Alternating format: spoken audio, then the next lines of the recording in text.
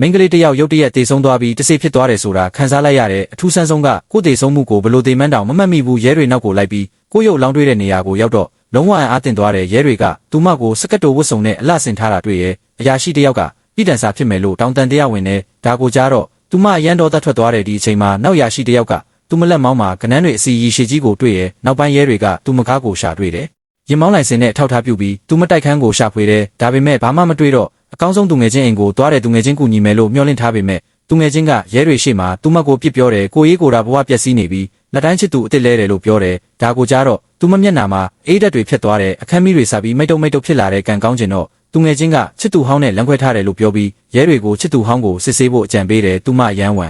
တသွားတဲ့အစကတည်းကသူ့ကိုတန်တရားရှိထားလို့ပဲရဲတွေကချစ်သူဟောင်းစီသွားပြီးတေဆုံးမှုအကြောင်းကြားတယ်သူကဝမ်းနေတဲ့အမူအရာမပြဘူးတေဖို့ထိုက်တယ်လို့တောင်းလောင်ပြောင်းနေလူတက်မှုဖြစ်ချိန်မှာချစ်သူအစ်စ်နဲ့အတူရှိနေတဲ့တပ်ပုံတွေပြသေးတယ်သူမတော်တဲ့နဲ့ဒုံခါသွားတယ်သူ့ကိုတွန်းလိုက်ပြီးတော့မရည်ရွယ်ပဲချစ်သူဟောင်းနဲ့ရဲအကြရန်ဖြစ်သွားတယ်အဲ့ဒီမှာပဲသူမတော်သားရန်ထွက်တဲ့အချိန်မှာအရာဝတ္ထုတွေကိုတကယ်ထိတွေ့နိုင်တယ်ဆိုတာသိလိုက်ရတယ်ဒီကနေစပြီးကိုယ်တိုင်မှုခင်းစုံစမ်းပြီးလက်စားချေဖို့ဆုံးဖြတ်လိုက်တယ်ကိုတိုက်ခန်းကိုပြန်ပြီးတန်တရားရှိသူတွေစည်ရင်လုပ်တယ်တယောက်ချင်းစစ်ဆေးဖို့အစီအစဉ်ဆွဲတဲ့နောက်နေ့ရဲစခန်းသွားတော့အမှုကရက်တန့်သွားပြီဆိုတာသိရတယ်အမျိုးသမီးရာရှိတယောက်ပဲတက်တေထောက်ထားတွေကိုဆက်လေ့လာနေတယ်အိမ်ပြန်ပြီးအရာကိုပြန်သုံးတတ်တယ်လက်ပုံတပုံကသူ့အာယုံကိုဆွဲဆောင်တဲ့အကောင်းဆုံးသူငယ်ချင်းစီမှာလူတက်မှုမှာတုံးတဲ့ဓာတ်နဲ့တူတဲ့ဓာတ်တစ်ချောင်းရှိနေတယ်သူငယ်ချင်းအိမ်ကိုအမြန်သွားပြီးပစ္စည်းတွေစဖြတ်စီးရဲ့စူညံတန်ကြတော့သူငယ်ချင်းကြောက်သွားတယ်သူငယ်ချင်းအကိုကအပြင်ထွက်လာပြီးဂိမ်းကိုဘာလို့ရက်တာလဲလို့အော်တယ်သူငယ်ချင်းကငိုပြီးတူးရဲတော်မိတ်ဆွေဆုံးရှုံးသွားတယ်လို့ပြောရတာကြောင့်သူမရက်တန့်သွားတယ်လူသက်သမားကတခြားသူဖြစ်နိုင်တဲ့အကိုခန်းထဲဝင်ကြည့်တော့ဂိမ်းမကစားဘူးကွန်ပျူတာကဖွင့်ထားတယ်အဲ့ဒီမှာလူသက်သမားကရာဇဝတ်မှာ